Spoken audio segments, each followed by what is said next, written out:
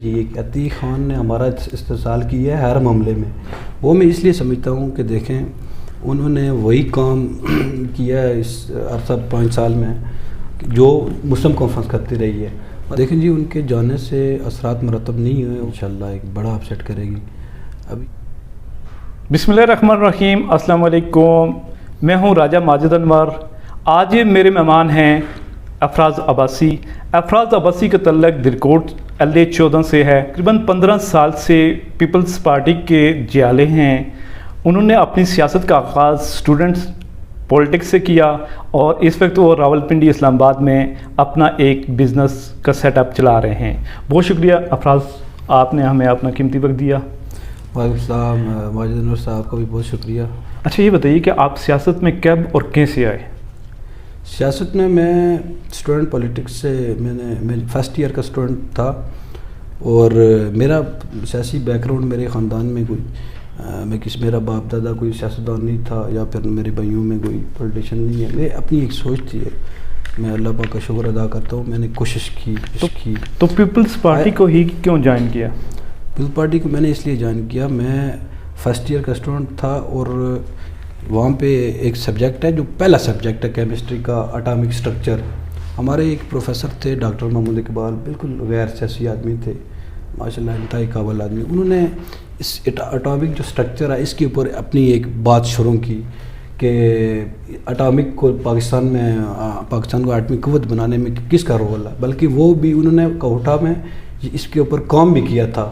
اور یہ جو اوجڑی کیمپ میں دھماکے ہوئے تھے اس میں ان کا پاؤں بھی مطلب وہ گیا، ڈیمیج ہوا. تو ان کی اس بات سے میں متاثر ہوا کہ یہ میں نے سمجھا کہ چونکہ کالجز میں آپ کو پتہ اسٹوڈنٹ پولیٹکس کا زور ہوتا ہے، میں سوچتا تھا کہ میں کون سی جماعت میں جو ہے وہ جاؤں. تو اس بات سے متاثر ہو کے میں نے دیکھا کہ اس ملک کے لیے اگر خدمات ہیں تو صرف پاکستان پیپلز پارٹی کی ہیں، شاہد ذوالفقار علی بھٹو کی ہیں، ان کی جماعت کی ہیں. تب میں جو ہے نا وہ اس پاکستان پیپلز پارٹی میں آیا اور وہیں سے میں لگاتار جدوجہد کرتا رہا. آپ کی تعلیم کیا ہے اور یہ تعلیم کہاں سے حاصل کی؟ میں نے زیادہ یہیں سے اسرمال میں پڑھتا رہا، اس کے بعد میں عصمت علی کالج میں پڑھتا رہا. تو اس کے بعد میں چلا گیا چھوڑ کے، کیونکہ میرا جو گھریلو حالات اتنے نہیں تھے کہ میں بہت زیادہ اعلیٰ کا تعلیم حاصل کر سکوں، لیکن الحمدللہ اتنی ہے کہ میں اس پہ تقریباً بہتر کر سکتا ہوں جس سے لوگوں کو بھی سہولت ہو اور حلال حرام کی. لیکن تعلیم کا مقصد یہ ہے. اور میری جو ایک سوچ تھی، میرے بھائی ہیں وہ مجھے ہمیشہ کہتے تھے کہ آپ کمیشن اپلائی کریں، یہ کریں وہ کریں. میں نے کہا میں نہ کبھی جاب کروں گا، نہ میں کبھی اس کمیشن اپلائی کی طرف جاؤں گا. ٹھیک ہے، اوکے. تو اس وقت غریبی باغ کی جو سیاسی صورتحال ہے وہ بڑی تیزی کے ساتھ تبدیل ہو رہی ہے. ایسا بڑا کوئی اپسیٹ ہو سکتا ہے؟ جی انشاءاللہ پاکستان پیپلز پارٹی غریبی باغ میں پہلے بھی مضبوط تھی، آپ اس بات سے واقف ہیں، اور اس دفعہ بھی انشاءاللہ ایک بڑا اپسیٹ کرے گی. ابھی ہماری جو موجودہ تنظیم ہے عرصہ 3-4 سال سے ہم نے بہترین کام کیا ہے. تمام تقریباً یونین کونسل میں ہماری تنظیمیں پہلی دفعہ، اس سے پہلے UC وائز تنظیمیں نہیں تھیں، ابھی تقریباً مکمل ہو چکی ہیں. کچھ باقی ہیں وہ بھی ہم چند ہی دنوں میں مکمل کریں گے اور انہی تنظیموں کو ہم وارڈ پہ لے کے جا رہے ہیں. اور میں سمجھتا ہوں کہ بڑے اپسیٹ کے لیے تنظیمی سیٹ اپ مضبوط ہونا ضروری ہے. اور چند ہی دنوں میں ہم ایک جلسہ بھی کریں گے اور عید کے بعد ہم ایک ورکر کنونشن کریں گے جو انشاءاللہ حلقہ غریبی باغ کی جو سیاست کا اس کا رخ آپ دیکھیں گے کہ وہ تبدیل کر دے گا انشاءاللہ. آپ نے ایک اعلان کیا تھا کہ آپ بھی انتخابات میں حصہ لینا چاہتے ہیں، تو آپ کے پاس کیا ایسا کوئی منشور ہے یا کوئی اپنا کوئی پلان، کیا کہیں گے؟ دیکھیں جی وہ میٹنگ میں نے کال کی تھی، مرکزی جو لیڈرشپ ہے اس کے کہنے پہ میں نے جو اناؤنس کیا ہے وہ اناؤنس تو میں پہلے کر چکا تھا تقریباً 1 مہینہ قبل. چونکہ ہماری جماعت سے کوئی بھی جو کسی بھی آدمی نے اناؤنس نہیں کیا تھا الیکشن میں جانے کے لیے، تو میں سمجھتا ہوں کہ میں چونکہ 14-15 سال سے جو سٹرگل کر رہا ہوں جماعت کے لیے، ایک کارکن ہونے کی حیثیت سے میرا یہ حق بنتا ہے. اور موجودہ جو دور گزرا ہے 3-4 سال کا، اس میں نے حلقے میں بے شمار کام کیے ہیں، ہم نے 150 کے اوپر میٹنگ. کس طرح کے کام کیے ہیں آپ نے؟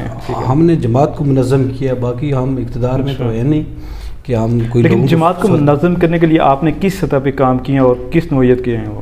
جماعت کو منظم کرنے کے لیے ایک تو ہم نے تنظیمیں بنائی ہیں. ٹھیک. تنظیمیں بنائی ہیں جو یونین کونسلز میں، وارڈ پہ بھی ہم ابھی بنانے جا رہے ہیں. آپ کیا سمجھتے ہیں کہ آصف علی صاحب آپ کو چھوڑ کے جا چکے ہیں، وہ مشیر حکومت بھی رہے، ان کے پاس اسٹرینتھ بھی تھی، اس کے بعد پیپلز پارٹی کے اوپر کوئی اثرات مرتب ہوئے؟ دیکھیں جی، ان کے جانے سے اثرات مرتب نہیں ہوئے، وہ اس وجہ سے کہ ان کے ساتھ جو پاکستان پیپلز پارٹی کا کارکنان تھے، جو جی والے تھے، وہ ابھی بھی جماعت میں موجود ہیں. آپ کہہ سکتے ہیں 5% لوگ ان کے ساتھ گئے ہیں، وہ بھی کارکن نہیں تھے، وہ ان کو ذاتی ان کے ساتھ کوئی عقیدت ہوئی ہوگی جس وجہ سے وہ گئے ہیں. ہمارا منشور جو شہید ذوالفقار علی بھٹو نے جو ان کی سوچ تھی، جو ان کے افکار تھے، جو ان کے نظریات تھے، وہی ہم لوگوں پہ لے کے جا رہے ہیں. اسی حساب سے ہماری تمام تنظیمیں کام کر رہی ہیں. لیکن غربی باغ کی اگر صورتحال دیکھی جائے، وہاں پہ آپ کے مد مقابل عتیق خان ہوتے ہیں، وہاں پہ اس طرح کا منشور لانا تھوڑا مشکل بھی ہوتا ہے. انہوں نے بہت سارے ورکنگ بھی کی ہوئی ہے حلقے کے اندر. تو ایسی صورت میں کوئی آپ ڈیفرنٹ پلان وہاں پہ انجیکٹ کر سکتے ہیں کہ نوجوان آپ کی طرف آئیں اور آپ کو ووٹ ملے؟ ابھی لوگ باشعور ہو چکے ہیں، وہ پہلی والی بات نہیں رہی کہ لوگ کوئی کسی برادری کو دیکھتا تھا، کوئی کسی سردار کو دیکھتا تھا. ابھی لوگوں کی جو بنیادی ضرورت ہے وہ ان کے سیاست میں، اور کوئی ادھر جنت کا ٹکٹ تو ملنا نہیں ہے. عتیق خان تو کسی کو نہیں دے سکتا کہ 70-72 سال اس نے حلقے میں، نہ کوئی صحت کی سہولت ہے، نہ کوئی تعلیم کا نظام ہے، نہ یہ. عتیق خان نے ہمارا استحصال کیا ہے ہر معاملے میں. پبلک ہماری جو خراب ہوتی ہے وہ اسکیموں کے چکر میں خراب ہوتی ہے کہ 50,000 کی اسکیم ہمارا مقصد نہیں ہے. ہمارا مقصد تعلیم ہے، صحت ہے، جو ہماری بنیادی ضرورتیں ہیں. فرض کیا ایک ٹھیکیدار 50,000 لے کے اگلے 5 سال کے لیے اپنے علاقے سے ووٹ اکٹھے کر کے عتیق خان کی اس میں جمع کرواتا ہے، تو لوگوں کو یہ سوچنا چاہیے کہ یہ ہمارا مسئلہ نہیں ہے. اسکیم اگر ایک کوئی رستہ بن گیا، ہمارا تعلیم کا کیا ہوگا، یہ عتیق خان نہیں دے سکتا، یہ مسلم کانفرنس نہیں دے سکتی، یہ نہ ہی نون لیگ، وہ بھی انہی کی بی ٹیم. نون لیگ کو آپ مسلم کانفرنس کی بی ٹیم سمجھتے ہیں؟ وہ میں اس لیے سمجھتا ہوں کہ دیکھیں انہوں نے وہی کام کیا ہے اس عرصہ 5 سال میں جو مسلم کانفرنس کرتی رہی ہے. مطلب فرض کیا آپ لے لیں تعلیم کو، شروع میں آ کے انہوں نے تعلیمی بجٹ کو ختم کرنے کی کوشش کی، ٹھیک ہے، وہ جو پاکستان پیپلز پارٹی نے دیا تھا وہ ہماری جماعت نے سٹینڈ لیا، چودھری لطیف اکبر صاحب نے سٹینڈ لیا اس کے اوپر، وہ الحمدللہ مدارس سے سرخرو ہے، تو وہ دوبارہ جو ہے نا وہ بحال ہوا. اس دفعہ نون لیگ نے پھر یہ تعلیمی پیکیج دیا ہے الیکشن کے لیے. آپ دیکھ لیں اس میں رنگلا کا انہوں نے کالج ختم کر دیا ہے جو ہمارے وہ تھا، اور رنگلا کا ختم کر دیا ہے، اس طرح باقی بھی اس طرح بہت سارے. اور بی ٹیم اس لیے کہہ رہا ہوں کہ جس طرح ان کا طریقہ کار تھا، یعنی اسکیمیں چھوٹی چھوٹی دے کے ایسی ان کا ووٹر کو سیٹسفائڈ کرنا، یہی ان کا بھی یہی طریقہ ہے. کوئی میگا پروجیکٹ لے کے آئے ہیں اگر بھی ابھی تک کوئی نہیں آیا، کوئی بھی نہیں آیا. مطلب پوری آزاد کشمیر میں کوئی ایک وہ میڈیکل کالج بتا دیں، کوئی یہ یونیورسٹی بتا دیں جو انہوں نے بنائی ہو. یہ ووٹ اکٹھا کرنے کے لیے، یہ بلکہ یہ ان کو وراثت میں چیز ملی ہے نون لیگ کو. پاکستان میں آپ دیکھ لیں کہ وہ میٹرو اس لیے بناتے ہیں کہ یہاں لوگ دیکھیں گے کہ ہم نے کوئی کام کیا ہے. ان کو سی پیک نہیں نظر آتا، جو زرداری عوام کو نہیں نظر آتا جو زرداری صاحب نے وہ کیا ہے، یا پھر اور آئین میں جو کیا ہے، جو اور پاکستان پیپلز پارٹی کے منصوبے ہیں وہ نسلوں کو فائدے کے لیے، ملک کی مضبوطی کے لیے. اس وقت غربی باغ کا سب سے ہارڈ ٹاپک جو ہے وہ منشیات کا پھیلاؤ ہے. اس کے حوالے سے حالیہ دنوں میں کچھ سیاسی شخصیات کی طرف سے بیان بازی بھی سامنے آئی، ایس ایچ او کے اوپر الزامات بھی لگے، اور منشیات بھی زور و شور سے وہاں پہ جاری ہے، اور آئے دن منشیات کی بڑی بڑی کھیپیں بھی پکڑی جاتی ہیں. آپ کیا کہیں گے؟ دیکھیے جی، میں یہ کہوں گا کہ منشیات ایک بہت بڑی لعنت ہے.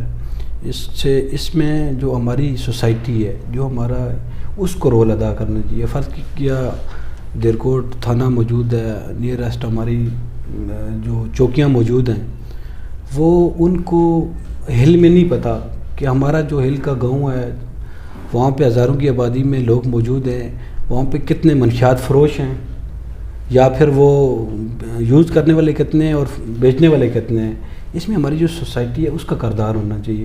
باقی جہاں تک آپ نے بات کی الزامات کی، سیاسی جماعتوں کے الزامات، میں سمجھتا ہوں کہ میں کبھی کسی کی ذات پہ ہٹ نہیں کرتا. میں ایشوز پہ بات کرتا ہوں ہمیشہ. جو لوگ ہمارا تھانے کے جو SHO ہے میں کبھی نہیں کہوں گا کہ وہ کوئی منشیات فروش ہے یا پھر وہ اس میں ملوث ہے، کیونکہ میرے پاس کوئی پروف نہیں ہے.